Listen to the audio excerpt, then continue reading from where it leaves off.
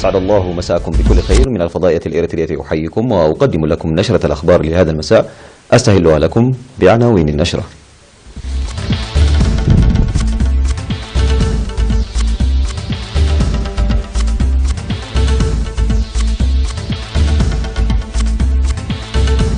الدفع بقوة لإفادة السكان من المشروع الزراعي في مديرية كركبة. تقديم أكثر من 7 ملايين نقفة لأسر الشهداء في مديرية سنعته. دعوة لشباب مدينة مصوع العمل بالتركيز على التكنولوجيا. مقتل جنود ماليين في هجوم على قاعدة عسكرية. حداد عام في أفغانستان إثر هجوم مروع بالعاصمة كابول. والصين تقول إنها تتطلع لإعادة علاقاتها مع اليابان إلى مسارها.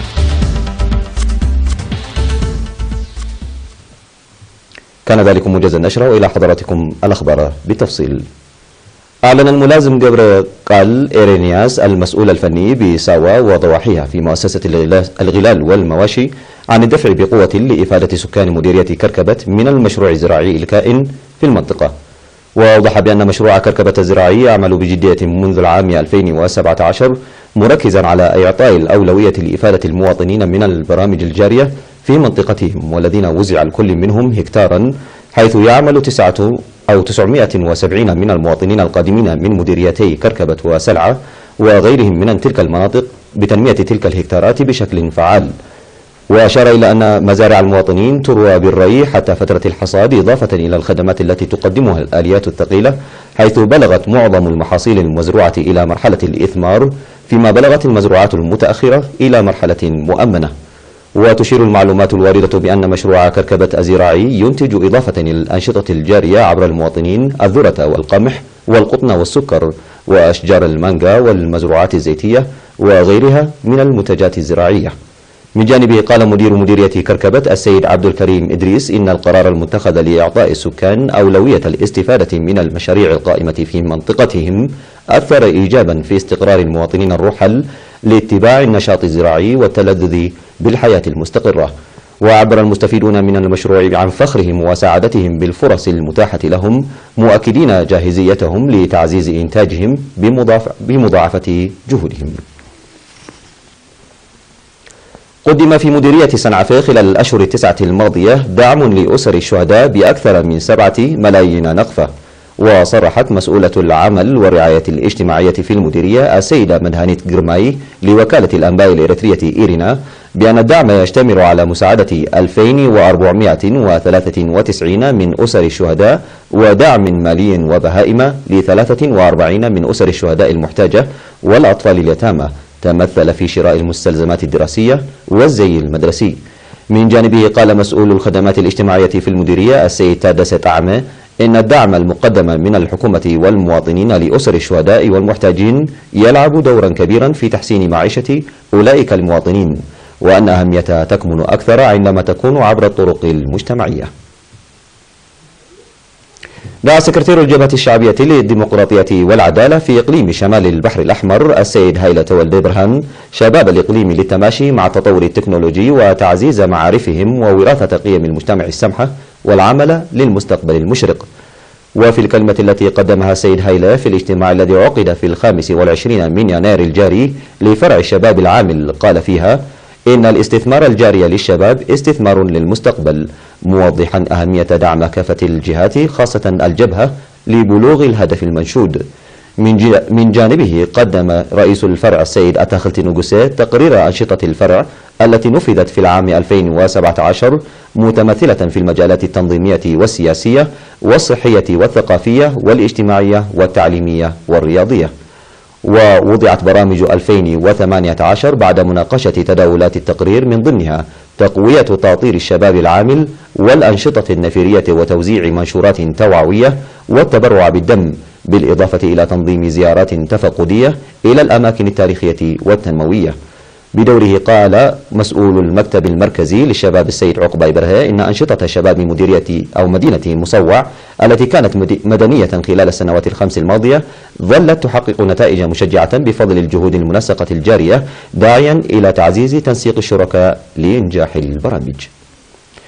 أوضح في الاجتماع التقييمي الذي عقد بمديرية لوغو عنسابا بإقليم القاشبركة بأن المشاركة والإسهامات الأهلية في البرامج التنموية تحقق نتائج ملموسة. وقال المدير التنفيذي للمديرية سيد ملأك جبرهيوت إن العمل المنسق الذي جرى بتعزيز التأطير الجماهيري لمضاعفة مشاركة المواطنين كان عملا فعالا، موضحا بأن تدشين مشروع مياه الشرب الصالحة في منطقة دك زرقو والذي يقدر ب1 مليون نقفة وبناء مركز صحي شيده السكان يعتبر مثالا حيا لذلك. من جانبه قال سكرتير الجبهة الشعبية في المديرية السيد برهان تسقاي إن السكان والموظفين في المديرية قاموا بجمع 53 ألف نقفة وزراعة 60 هكتارا لأسر الشهداء، بالإضافة إلى تقديم دعم عيني لضحايا الحريق في منطقة عدني. بدوره أوضح مدير مديرية لوغو عسباء السيد إيسا طعم بأن تقوية مجاميع الجبهة كان من أولى الأنشطة المنتظمة إلى جانب تفعيل وتوسيع الخدمات الإدارية بفضل مشاركة المواطنين البارزة في تطور البرامج التنموية الجارية. وفي الختام أجاب على الأسئلة والاستفسارات الموجهة بخصوص تنفيذ عملية وضع الخطة الذاتية لقرى لبان وحبلة ومغركة وعدن أمن. يقوم سكان منطقة ابن تسلم في مديرية دبروة بالإقليم الجنوبي بصيانة طريق ترابي جرفته السيول الموسمية بطول 7 كيلومترات عبر تنظيم نفير جماعي كان يعيق حركة المرور للمواطنين والمركبات. وذكر المواطنون بأنهم لا زالوا يقومون بصيانة الطريق الذي شق في العام 2011 بتكلفة بلغت أكثر من 650 ألف نقفة مصطحبين بالآلات الثقيلة، مشيرين إلى أن هذا العمل الجاري بداية من يناير الجاري يعتبر مواصلة لذلك العمل ويهدف لحل مشاكل خدمات المواصلات. كما أوضح مراسل وكالة الأنباء الإريترية إيرينا بأن سكان منطقة ابن تسلم ينظمون نفيرا جماعيا لتأكيد خدمات مياه الشرب والسقي وحمايتها من التلوث، مسخرين طاقتهم وإموالهم. أعزائي المشاهدين، كانت تلك الأخبار الداخلية. فاصل قصير وأوافيكم بالأخبار العالمية، كونوا معنا.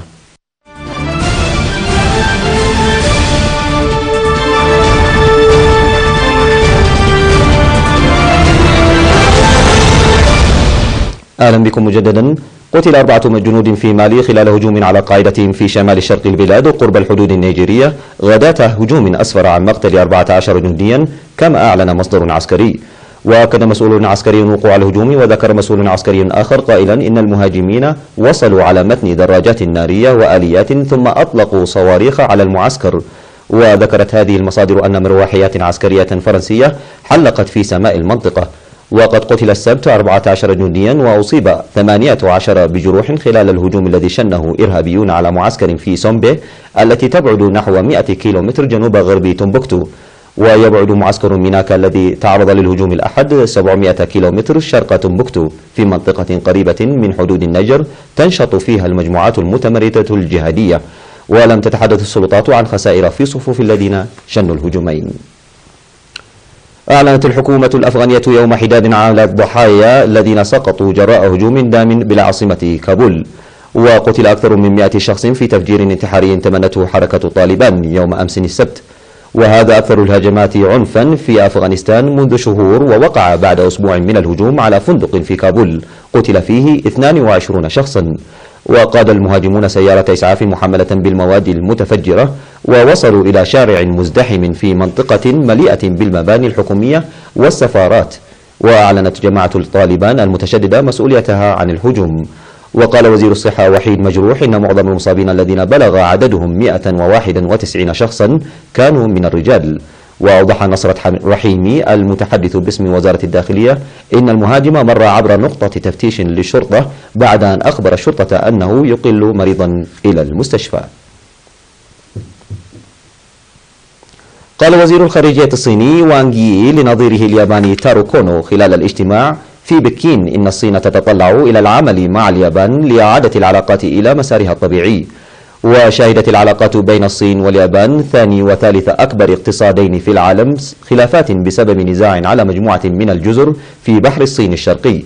وذكر بيان لوزارة الخارجية الصينية أن وانغ قال لكونو إن زيارته التي جاءت مبكرة في هذا العام تظهر رغبة اليابان الحقيقية والقوية في تحسين العلاقات، وأن الصين تشيد بذلك، لأن تحسن العلاقات يصب في صالح البلدين.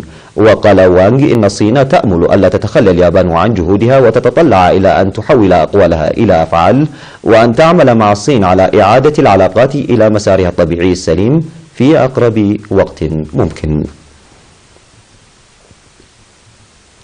من داخل استوديو بحي بروكلين بمدينة نيويورك الأمريكية، انخرط الرسام إريك لوبريستي في رسم لوحات لمناظر طبيعية لا يمكن أن يجدها المرء عادة في الأعمال الفنية الشعبية. ويرسم الرسام النيويوركي مواقع تجارب الأسلحة النووية وبيئتها التي تحيط بها، وذلك من أجل زيادة الفهم حولها والمساعدة في التعامل مع الخوف الشديد الذي تثيره هذه الأسلحة كما يقول. ونشأ الرسام لوبريستي في ولاية واشنطن الأمريكية بالقرب من موقع هانفورد لإنتاج البلوتونيوم، وكان والده يعمل في تنظيفات ما بعد التفجير. وسيعرض لوبريستي أعماله في الفترة من 5 أبريل إلى 26 من مايو في معرض بعنوان محيط الضوء في نيويورك.